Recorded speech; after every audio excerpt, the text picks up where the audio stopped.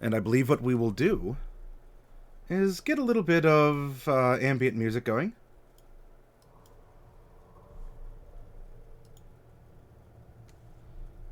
One moment. And there we go. As we find ourselves ready to tell a tale about Professor Cypherius, or, if you know him well, although he's a casual enough guy, you could call him Cypher. As you can see, Cypher is played here by Lethality Complex, and has been a new addition to Chroma Company, having been self-assigned to them, as they have been digging up trouble in a lot of places they've gone to. And the dear professor is a bit of an archaeologist who does love to dig. So why not have other people do some digging with him, and he can discover what it is that they'll find.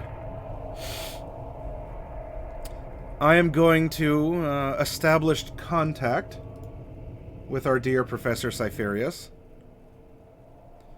And hopefully, if you all need a volume adjustment before we get too in-depth, please let me know. As what you see in here may be different than what I see in here. You are welcome to comment, to roleplay, or just to sit back and have fun in chat. And as a reminder, this stream, I have labeled mature, as it can venture into more mature topics, or more mature forms of horror language. There should not be anything that's too over the top sexually, since we're going for more, maybe some psychological or thriller horror than the classic, you know, the horny teens at summer camp end up getting slaughtered by the moral arbiter in the form of Jason or Freddy or some other avatar for that. Let's find our dear professor, who's waiting for us in the super secret chat room. Oh, Professor, are you there? Connection established. Ah. Good evening, Dungeon Master. Yes. I half wonder if I shouldn't just wear this from here on out, but I don't know. These can get kind of warm. Wolfblade. In the winter. Well, that's true. You are stealing... Oh. The mask works. I am a wonderful vanilla ice cream cone. I'm just sort of melting over the edges of it. It seems. Now my brain is being... Alright, there we go. Thank you very much, Wolfblade. Welcome. And you've subscribed for a 9-month streak, 11 months total. I'm glad to have been able to give you a wonderful place to be and some thoughtful conversation and some entertainment. So welcome to all of you here. We are going to begin we're going to begin with a continuation. We're still only in session 92. Labeled Stress. However, for Professor Cypherius, this part of the session is, well, the title's a little fragmented, and I don't know quite how to translate it. I suppose that's going to be up to all of you out there, possibly including our dear Professor. Now, Professor, to help remind you where we're going to be picking up, you had spent the night in one of these weird mercantile establishments, an inn, in this city in a blasted hellscape. And the clerk behind the counter was able to give you something that you desired for your room. In fact, the price seemed to be not too heavy, at least coinage-wise. Mordecai was all too happy to put some coinage up. And you ended up getting to sleep on a pile of books. Perhaps learning through osmosis could be a thing. I don't know if that's what you're trying to write a paper on, but if not, maybe it's long been theorized by a gnomish counterpart, or it's a subject of debate in your academic fields. But still, there was all kinds of things for you to read. And you slept really well. You weren't woken up, there wasn't an attack, a fireball didn't fall from the sky and destroy the city block. These are all good things. When you got up in the morning, you had discovered that Mordecai was suffering a death. Again. He was going through all the signs and symptoms of a heart attack. And it would seem that he reverted back to being a vampire. And you yourself are suffering from a rather scabrous affliction that could be suppressed by a yewberry. And I believe, did you eat one? I did. So the scabs fell off or even uncomfortably receded back under your skin. Though, of course, there they wait until the berry wears off, only to rupture into existence once more, leaving a little bit of a breadcrumb trail everywhere you go, let alone certain other, well, mechanical detriments. Well, I mean, a detriment on one hand, a benefit on the other. The duo, well, the rather ambitious duo of Casimir and Bright ended up going on ahead, as you were going to stay back, as it seemed like Mordecai was having a little bit of a tough time. He had a really intense dream, and as we know, Mordecai is more like Mordecai, am I right? That poor boy has problems that he could simply fix by letting go and moving on. And while he's sorting himself out, he's in his room. There's something that you had left behind in yours. And it's not as if you wake up and the rooms you slept in are just... they've vanished. Presumably they've always been here and waiting for you. And so you return to yours. Yours, in particular, was, it was a little bit messier than what we see here, but very similar all the same. A motif, a very nice, quiet library, stacks and stacks of books on all subject matter. If only you had the time to read it all, because it does seem that there is a lot of accumulated wisdom here. Maybe you do. I suppose in part that's going to be up for you to decide. How much would you want to take in?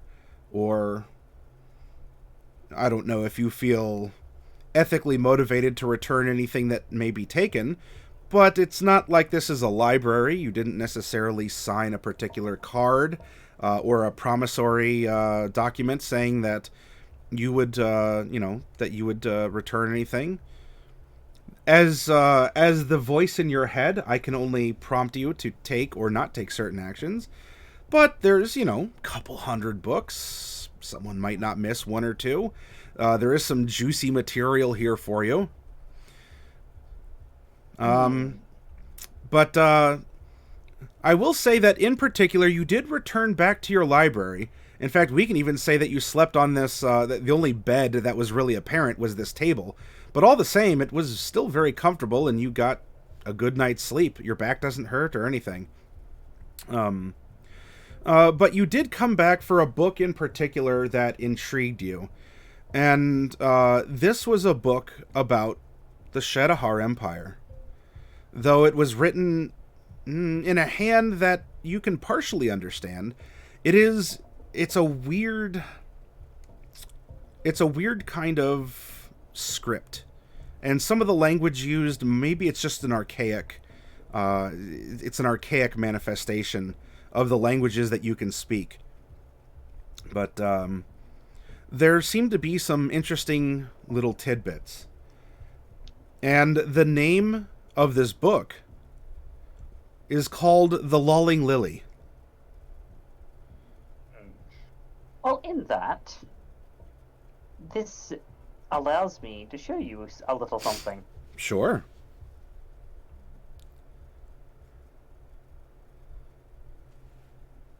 Oh, very good. Uh, so I would like for you to explain what happens as you have this invocation that makes it so you can read all writing. As Cypher uses his finger to trace the line that he is reading, the geometric patterns of his magic, the things that,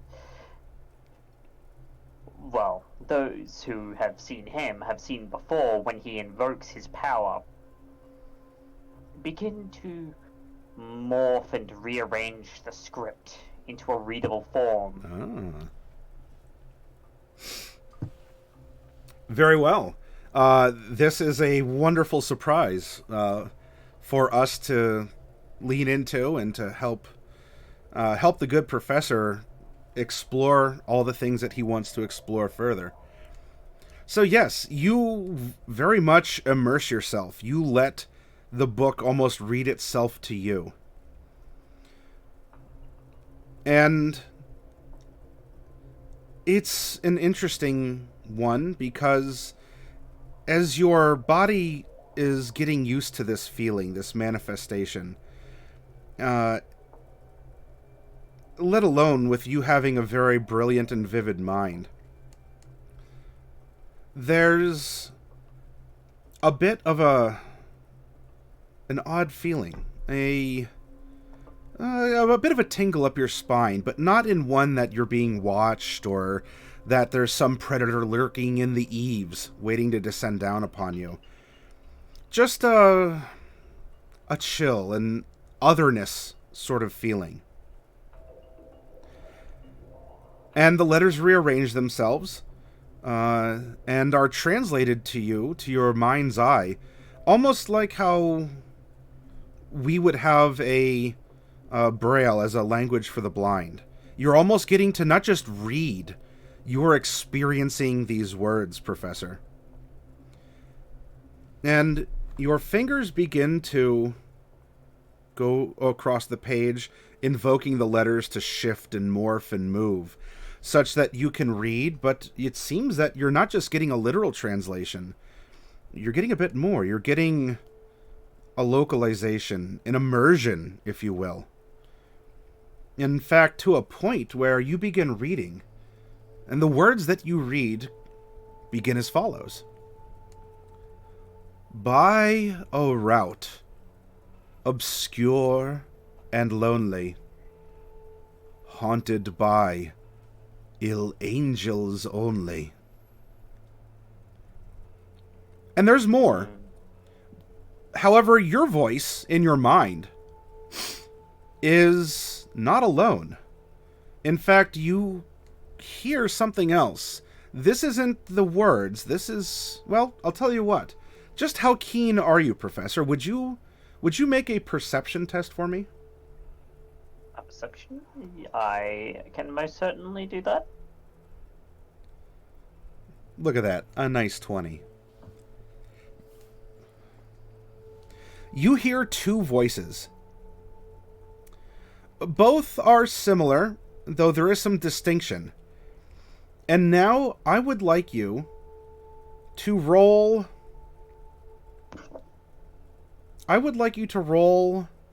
an insight to see if you can read into the voices or detect things about them that are just beyond the obvious, where you're hearing two similar but distinct ones. This will be much harder. I am not an insightful individual in that manner, but I could try. Oh, look at that. Not terrible. A nice 16. The voices sound a little muddled. However, your mind seems to be in a very clear state. You are absorbing this information. Maybe the fact that they're reading what you are is, in a sense, in this magical liminality in your mind that is translating what is written to your eyes, to your mind. What they're reading is what your what they're saying is what you're reading, and that too does take on an understanding. You hear two voices.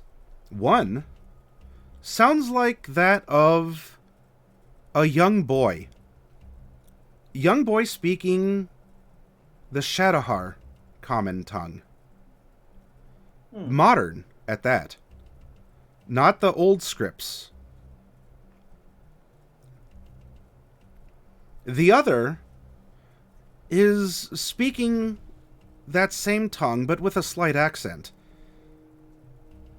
And that accent is one that some tieflings tend to use because of their unique features, which could be fangs, or some might have a split tongue, or just simply from where they are.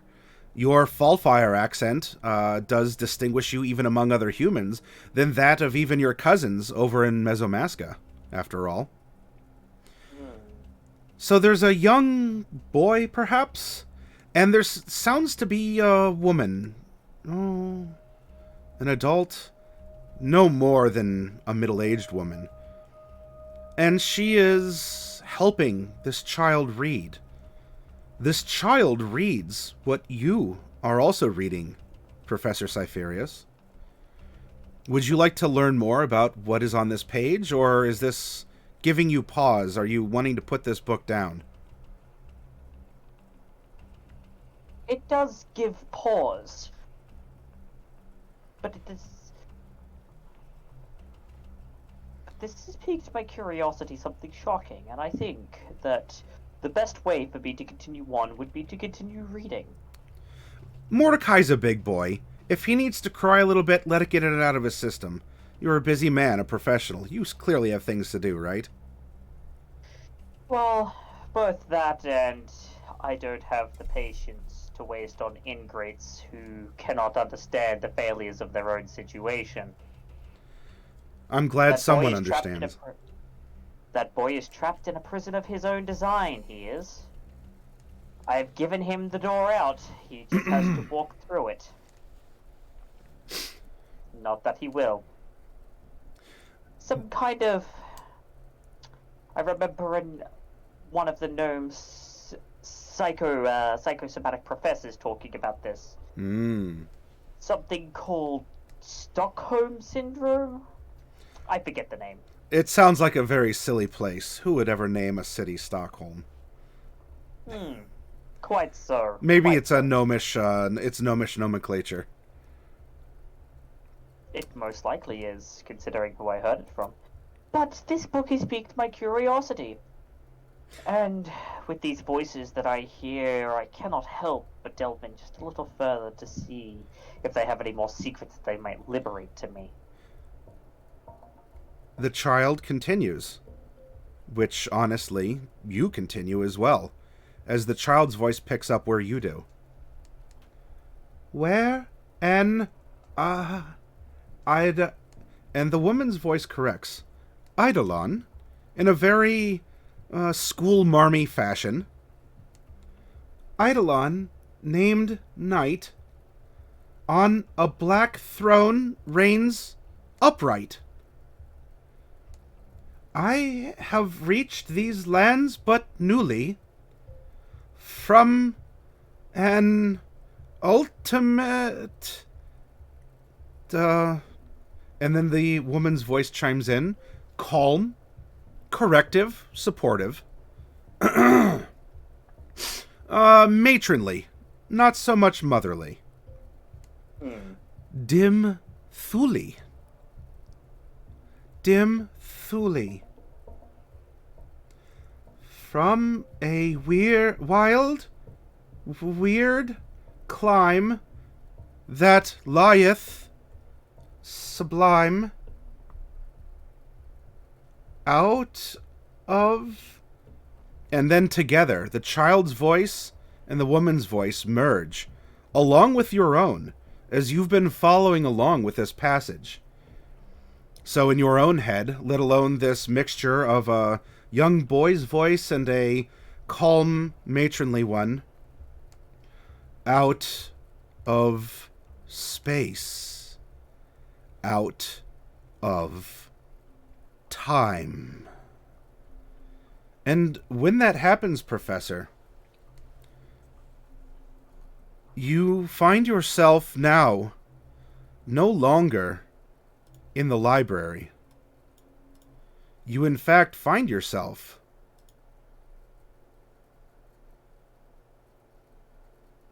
the doors fly open to your library,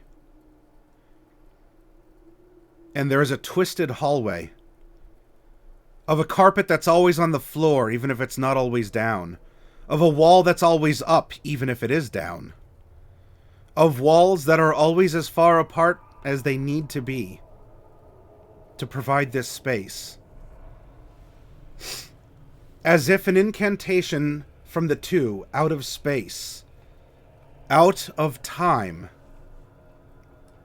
brings you into this murky distortion where opulence of a beautiful red carpet meets dirt and stone.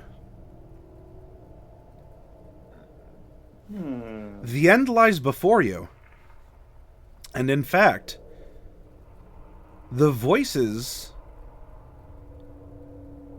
seem like they actually came from further down. Down, down, and away. Far, short, around, above, wherever this takes you. The voices had been sounding from ahead. What would you like to do, Professor? This distortion. Before entering, I would, from my own pack, draw a book. It's a journal of notes and other gathered things, and I flip through it for a few moments, searching for something.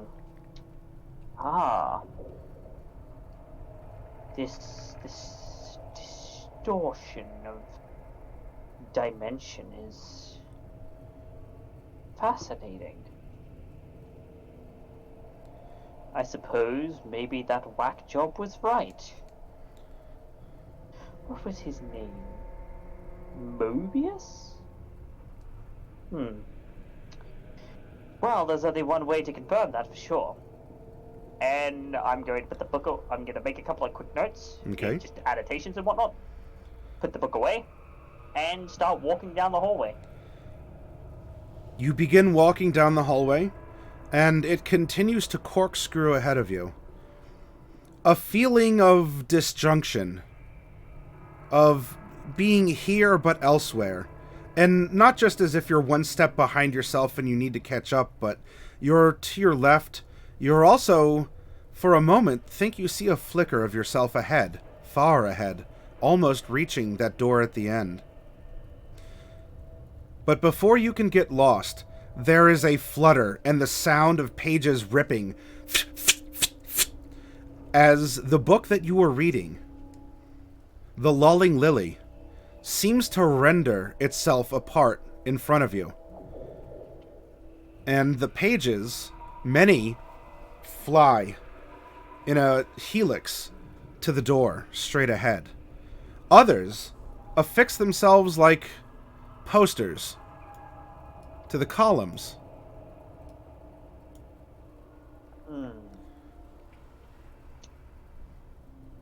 Well, that is rather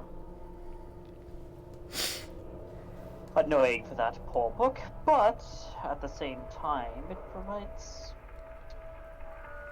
something to follow. And as such, I'm just going to keep going towards that door. All right. Step, step, step. The luxurious carpet doesn't make an echo. It hardly makes any sound at all. If anything, whatever it is that you have or are carrying would be more noisy. It's decadent and plush. And your feet always land flat and firm, despite the eternal twist that lies ahead. You move and move until you get to the first column where you are standing upright, perfectly upright. You don't feel convoluted or twisted or held upside down. No blood rushes to your head. No dizziness, no ears ringing happen. And yet here you are as you stand before the column.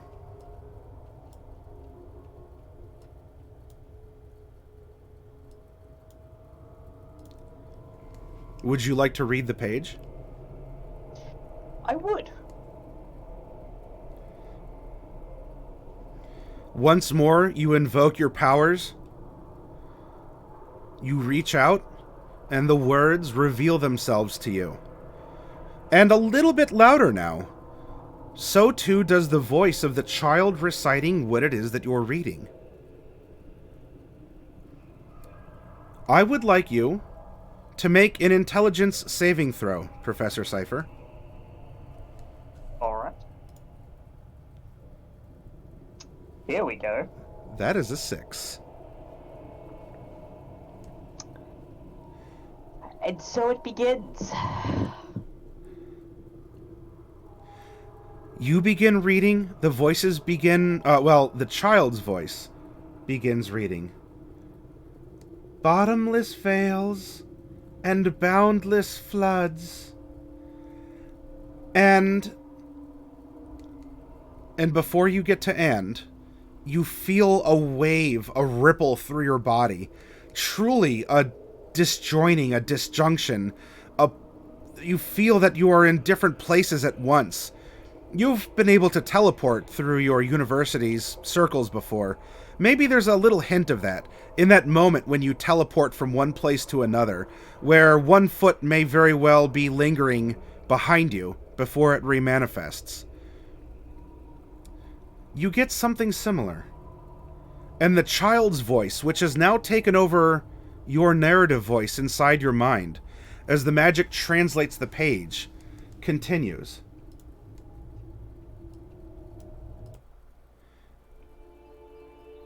And chasms and caves and Titan woods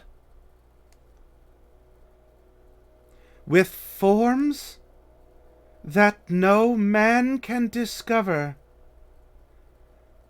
for the dews that drip all over.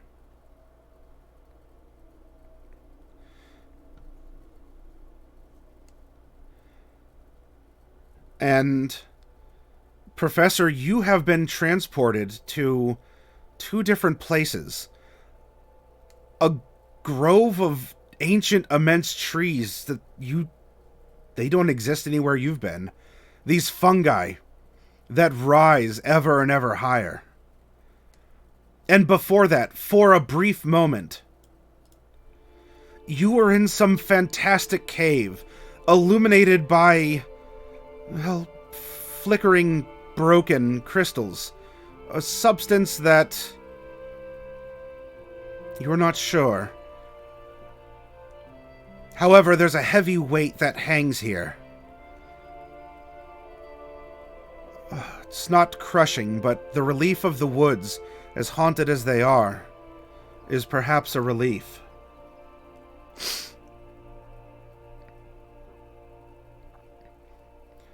And you are drug away. Oh, go ahead. I must ask, before I am drug away, do I see anything else that would catch my eye? Pools of blood or... No. There are no bodies, no blood, no bones.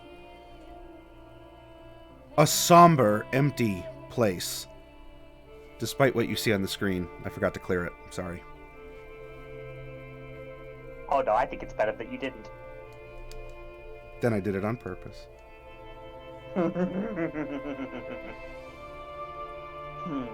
Alright, that was my question.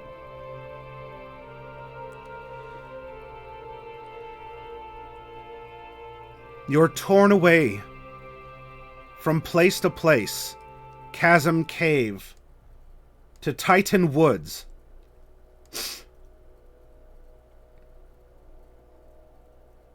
And we continue. With forms that no man can discover, for the dews that drip all over. The child's voice rings out once more as you continue to be drawn through the verse. Written upon the page, you can read it. You can read it as if you feel it. In fact, you're experiencing it. All over. Mountains toppling evermore into seas without a shore. We go here to mountains toppling evermore. Professor Cypher, will you make a history at advantage? I will happily make a history at advantage. That is a 23. 23. It might have been a while since you've been to this place. This is the monastery atop the mountains, located in the central part of Mesomasca. This is a place of non-denominational learning, training, meditation, to become oneself, to reflect. However, from this place of peace and rest, as the words continue, mountains toppling evermore, into seas without a shore, and you are moved instantaneously to the giant gouge in the Fallfire Plains. Your home. And of course, this is a place of extra special purpose. Not only was it here that a star descended so long ago that it broke the very earth and caused material and immaterial, I don't know, harm might be pessimistic to you, but that's for you to decide. But it's here, Professor, you recall finding fantastic creatures, mishmashes of other species, things that have grown together that should not. An owl that is a bear that is an owl, and other such creatures. And in fact, you yourself, along with that hunter, Casimir, each grew to be 50 feet tall, toppling trees as if you were kicking wooden blocks before your boots. Where Shadahar fell.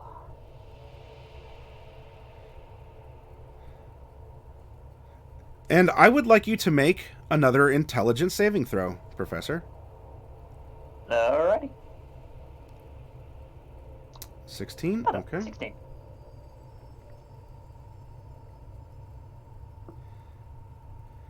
Into seas without a shore, seas that restlessly aspire, surging unto skies of fire. And there's a moment, Professor, where you look up, and once more the sky's grown dark, and there's a red glow in the clouds. From above? Or perhaps, more accurately, from below. As you find a red-hot, almost like a hellish signal beam, erupting from a volcano that not too long ago you yourself had passed by.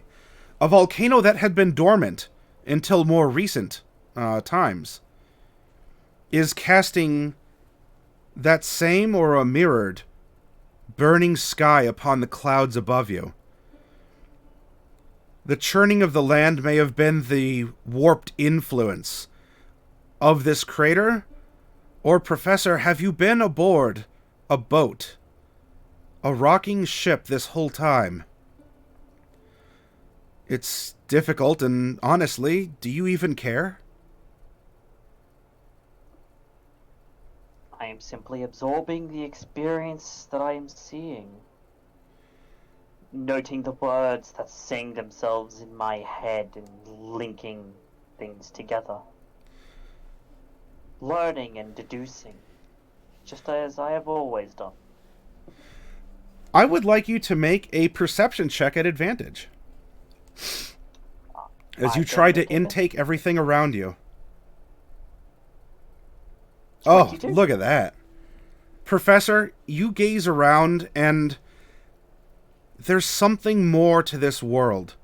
You haven't just read about it. You aren't just theorizing some sort of metamagical thesis or even a metaphysical. That's a weird and burgeoning field. Probably has no promise in the real world. There's something more. You need to see more. You can. You have. And you do. As you're looking with not just your own two eyes, but the eyes that have opened in your mind, where you have been touching this script, it's been subject to your desire and your will. You reach your hand out as you look to gaze, and you find that you're gazing at yourself. For at the end of your arm is a large eye that glimmers with an eldritch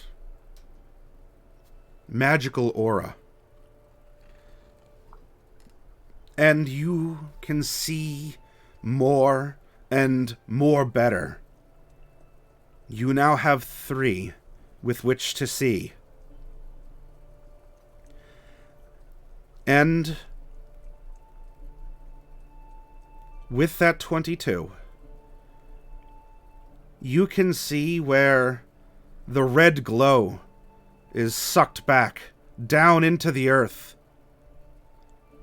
The earth sinks into the sea.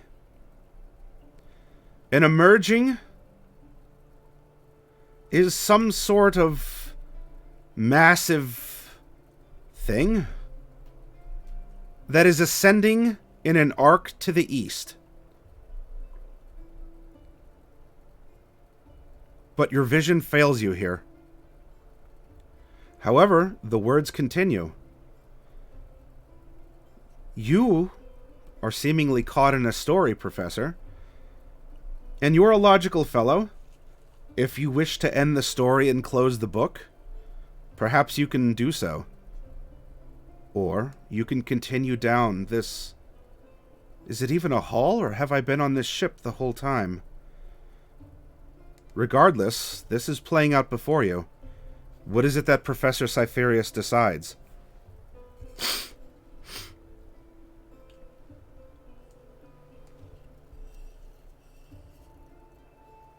That time in the crater, where the fabric of reality itself peeled back for nary a moment,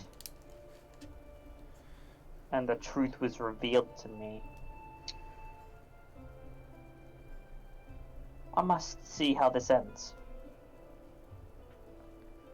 Very well. I would like you to make one more intelligence saving throw as the story continues. A 13. The child's voice continues, replacing your own fully in your mind. You get a powerful, confident reading from this young boy or girl. In fact, you don't even hear the accent anymore, Professor. This seems native to you. You are just as much a part of this as anything that is happening around you. The child continues. After reading, seas that restlessly aspire, surging unto skies of fire, lakes that endlessly outspread their lone waters, lone and dead. Their still waters, still and chilly. With the snows. And do you want to say something while this is continuing?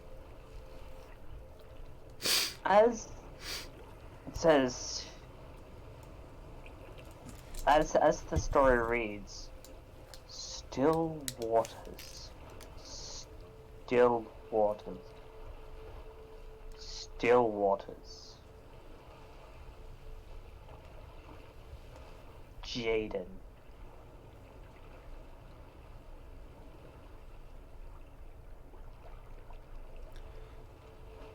You have this moment of thought, a bookmark in the story, if you will. But the words don't stop. The story must continue, Professor. There still waters, still and chilly, with the snows of the lolling lily. And upon that evocation,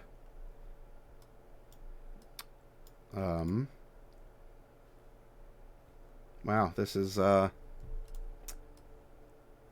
don't know why it's not coming up, but, let's, oh, there we go.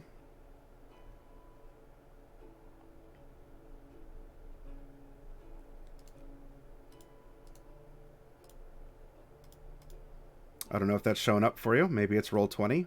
But let's not let Roll20 break our immersion.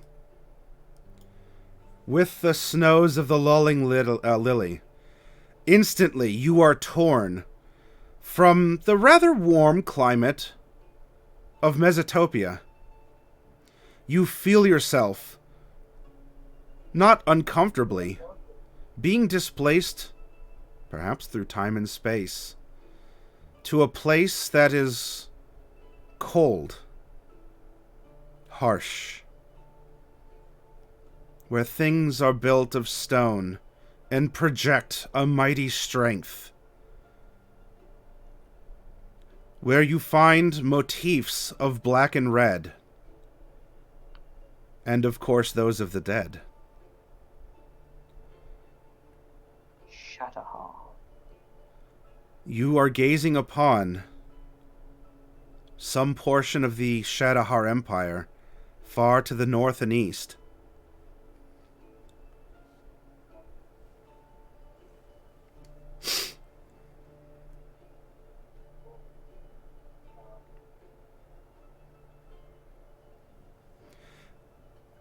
And the story continues.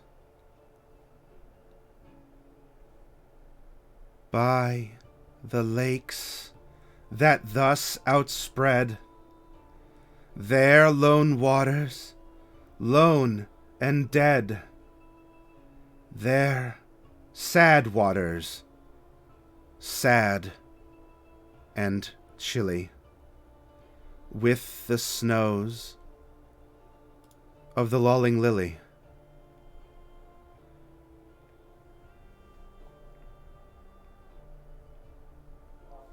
You're torn, instantly moved into one of these cities.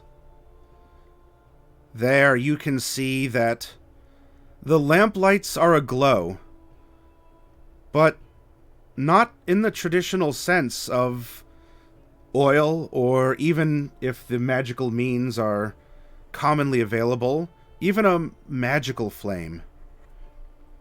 Professor, would you please make an Arcana check? Sure. With a 16. I am pretty sure my specialty would denote to me what these are. The flames that you see, especially if you squint and you think about it, and you've seen this very recently before, as you gaze into the lamplight, it's not some form of oil or even a flammable gas. There's a fire that occasionally sparks black amidst its reds and yellows and oranges. That is a light in all the lampposts. That is perhaps the source of the steam. If you think about it, and now that you do, even in this disjointed state, there's such a cold that you have never felt, Professor, in all your expeditions. This is a cold to the core, a cold to yourself, if this is your true self even, that goes beyond your magical body. And yet what seems to keep this place functional, alight, warm, though you don't see a source, is this hellish, occasionally dark fire that seemingly is piped into every house and home, that is piped into every lamplight, and is the producer of steam and warmth and energy, and maybe even hope.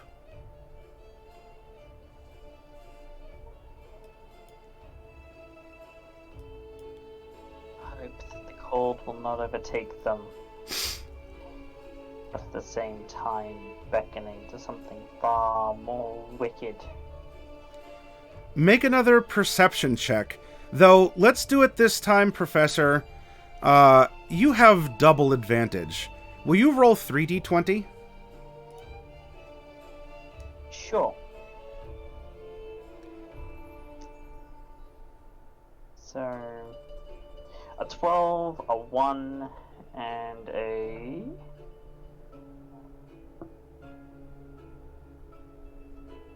17 is the best.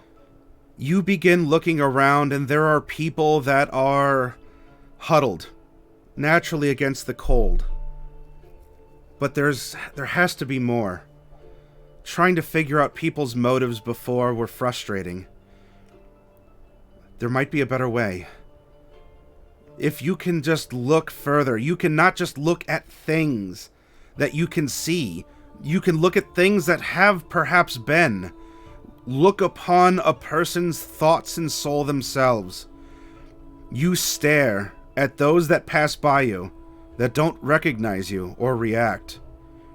And you find at the end of your other arm, another Eldritch eye has formed and replaced your hand, and allows you to see into people's hearts, where there does seem to be despair and fear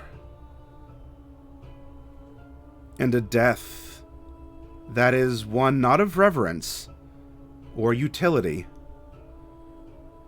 but of some finality.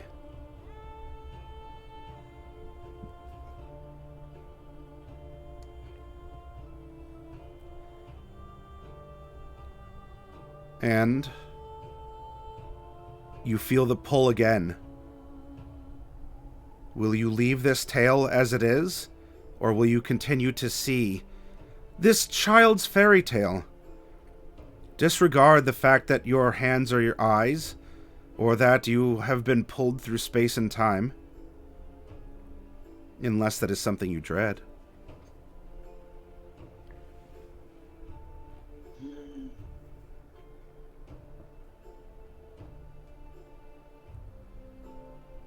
There is so much that I could learn. But there is something in my mind that tells me not yet. It is not yet time.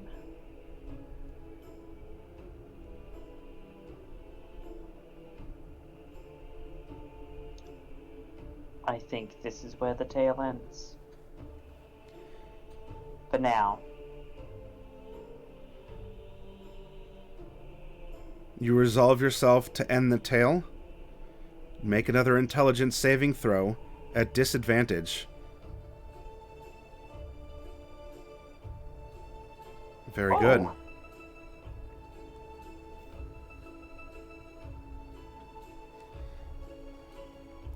You pull yourself back and further still.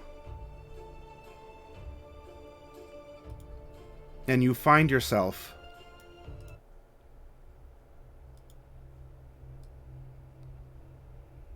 at the library,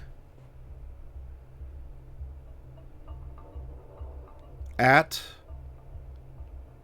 the table. And the book that you are reading is there. But Professor, you've pulled yourself from the story. However, there are others who have joined in it. Or you've perhaps reached the end of the hall? It's confusing, and if anything is disorienting, it might be the fact that here you now exist, though currently unrecognized. As you see a child and a matronly woman sitting at the table reading the same script that you were.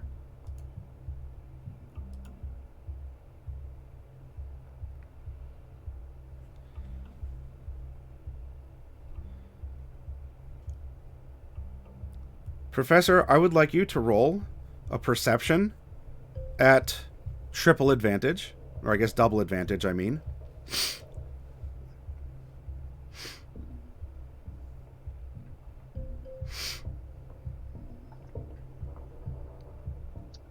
Five is it.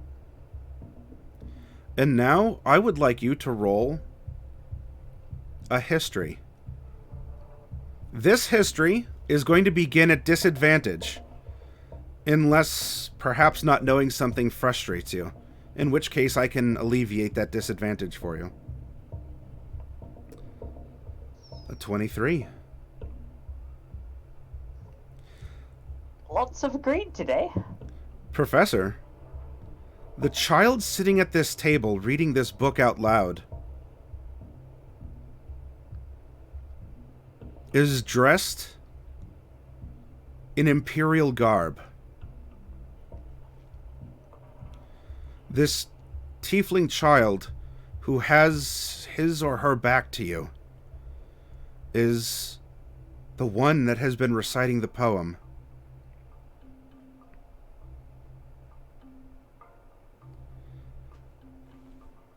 And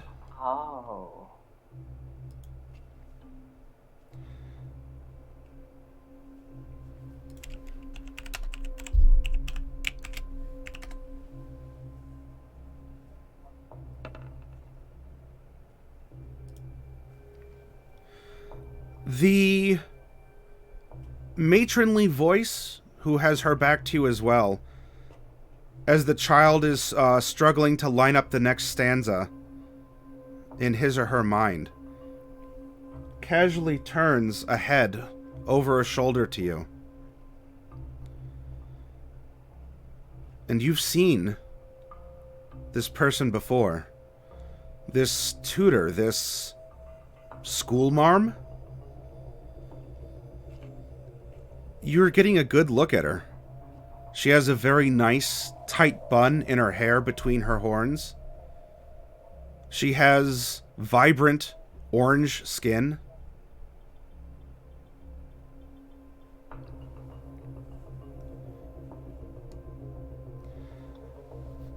And she's also going to ask that you make a wisdom saving throw. That I can definitely do. Or, apparently not. The schoolmarm seemingly paralyzes you in place.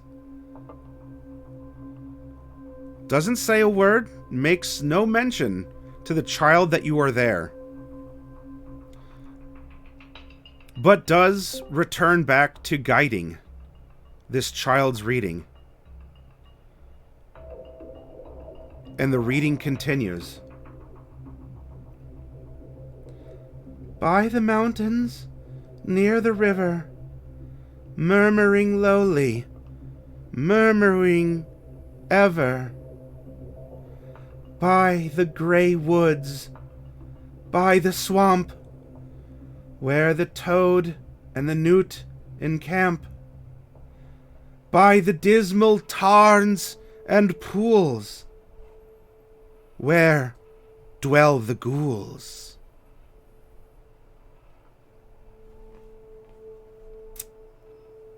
Professor Cypher, will you please make an Arcana check?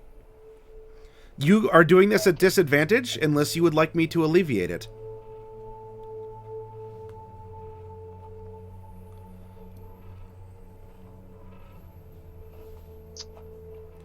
Something magical is apparently happening, but it's up to you. Ooh. Okay. Things continue to happen as you are apparently entranced or enwrapped.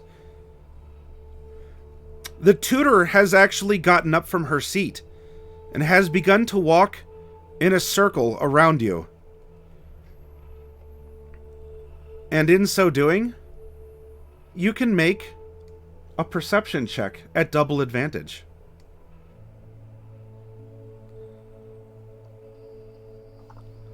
(23, 13, or 6.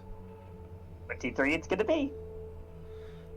Professor, you're not sure what's going on, but this tiefling woman is holding some kind of chalk in her tail and is dragging it behind her as she's walking in a circle around you.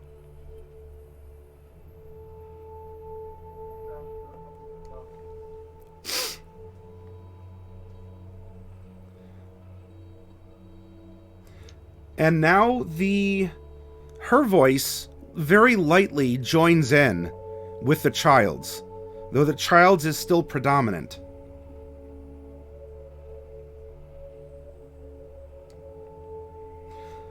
By each spot, the most unholy, in each nook, most melancholy.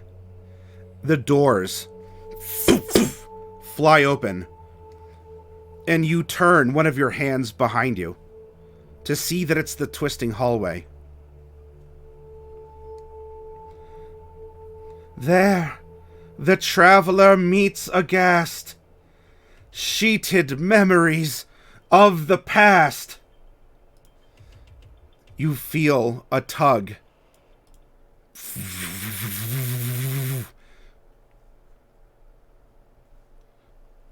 Shrouded forms that start and sigh as they pass the wanderer by. Professor, you are still in this circle, and you are being encircled by this very vividly orange-skinned woman. The sheets are fluttering on the columns, and you are held in place. Images, scenes, people, ghosts, perhaps, in one way or another, are flooding this corridor, walking past you. The circle seems to keep them at bay, yet you are inundated. You see birth and death and war. You're there for intimate moments between lovers, and you're there for the front row view of a neck being cut in cold-blooded betrayal. You see ships and towers, burning structures, decay and rot and growth. You see trees that pulse with flesh. Many things sluice from these pages.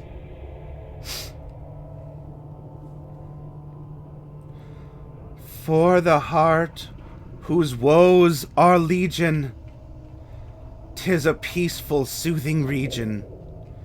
For the spirit that walks in shadow, 'tis an El Dorado. But the traveler traveling through it. And at this point, this figure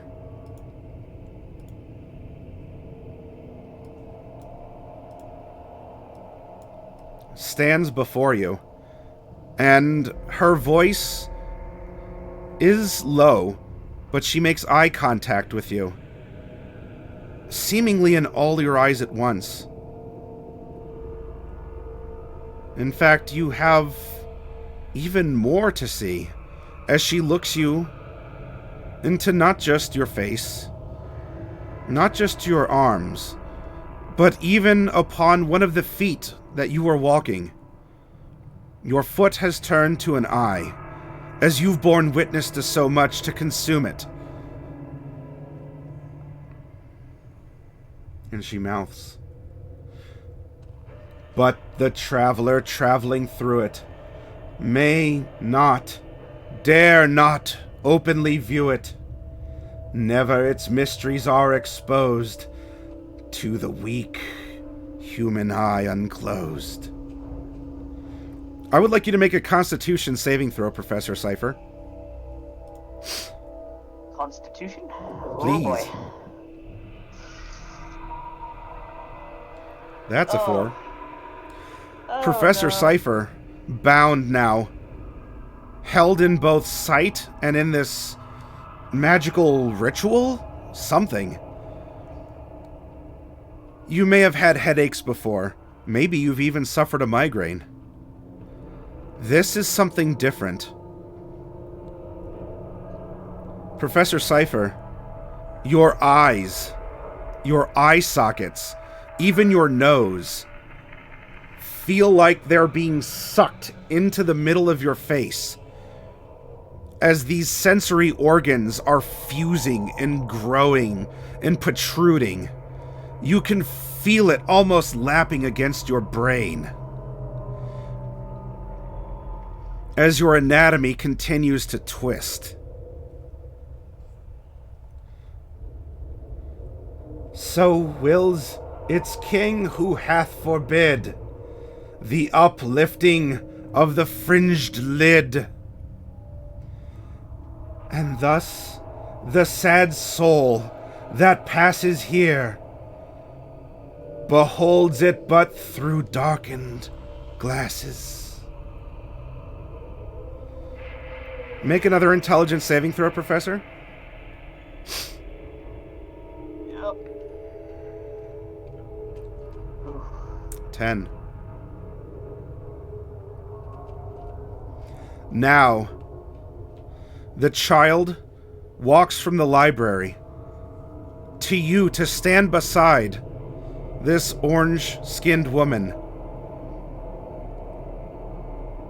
They now look and conclude whatever it is that's happened here.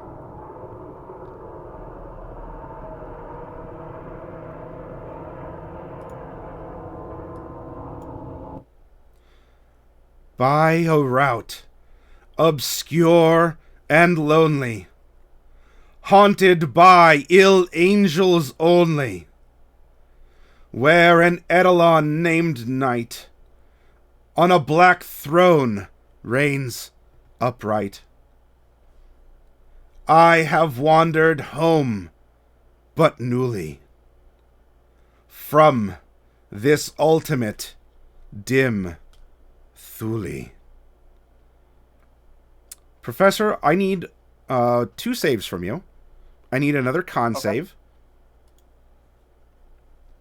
Yep. And now I need a strength saving throw. Oh, that's gonna suck. Nope. That's a 4. I hope it helps. Professor, you are blown off of your foot. You spiral. You actually now feel disoriented. Even more so, perhaps, because you can see not just people, not just columns. You can see time and space.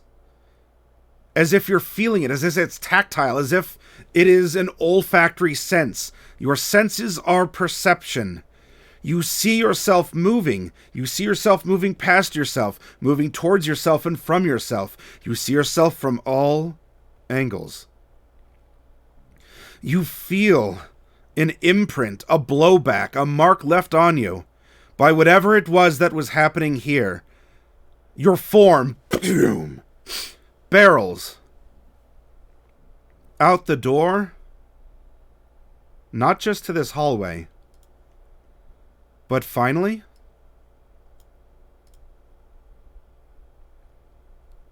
you barrel, when it loads, outside the inn itself, and into the streets that were not the streets that you had remembered from before.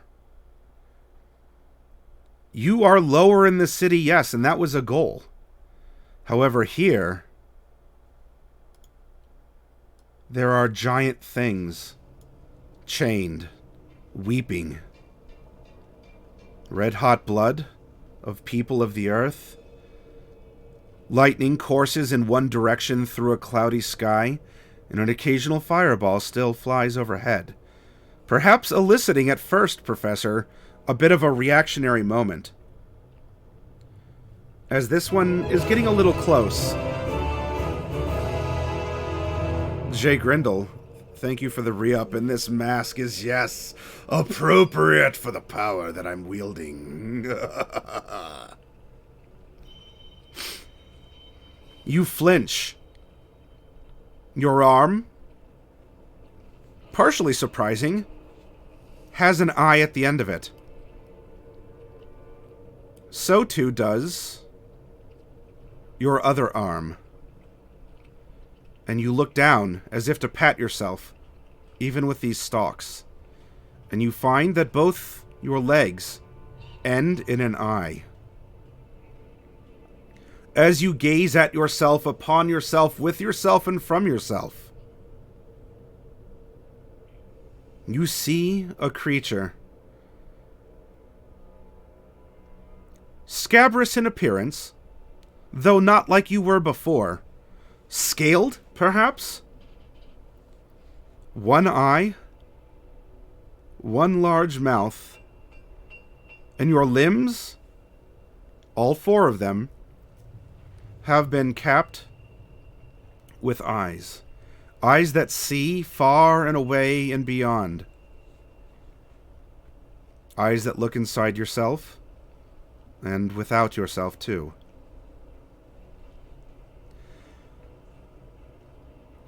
You do not see Casimir and Bright waiting for you cheerfully against the light post, though that doesn't appear to be a light post, unlike what you saw in Shadahar. There appears to be someone up in that cage yonder. But they're not waiting, and you're not greeted.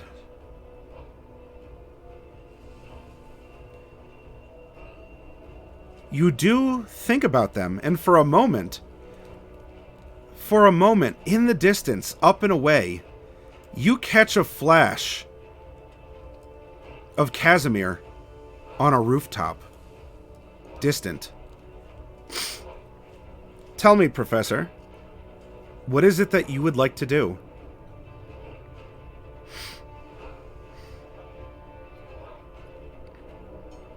As the doors behind you slam closed and seemingly disappear into nothing but a stone wall, the likes of which you see everywhere else.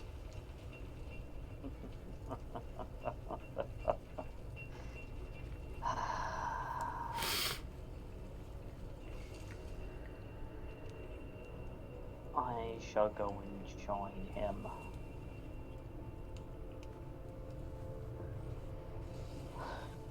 So this is what it is to understand.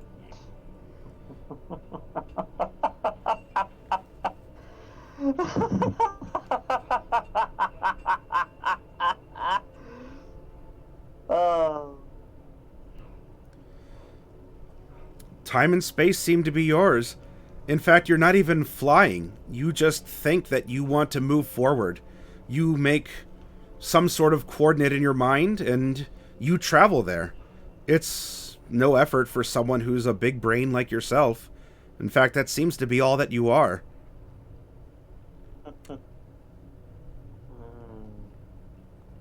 And you float off to go find the leaping Casimir? Yes. Very well. Then here it is that we are going to conclude the tale of horror for Professor Cypherius. In all that you've seen, and all that you've borne witness, and all that it has done to you. And in fact, a mark has been left upon you, even beyond just that of becoming what others might call a spectator.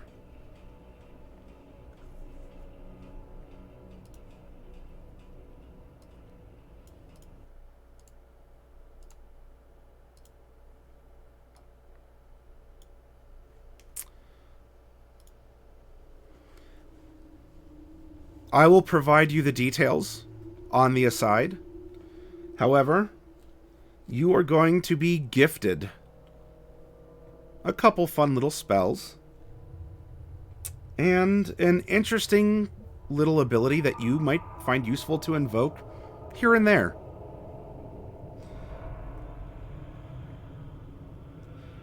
But with the gifts that you have, one of them is a so-called liar's eye. And this is going to help you to detect truth from lies, illusion from reality. It's a wonderful filter for someone with such an inquisitive mind as yourself. And for all of you watching out there, I hope that you enjoyed this spotlight of horror, as we are going to take a break, probably about a 15-minute break, to cool off, switch around our set, and we are going to return with Coffee Cat playing Mordecai as we conclude our tales of horror and suspense for Halloween.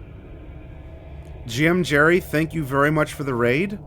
Welcome, and please settle in as we get everything switched around and ready to go through one more horror one-shot for the final I can't say living member of Chroma Company because Mordecai is certainly not alive. We'll be back shortly, everyone.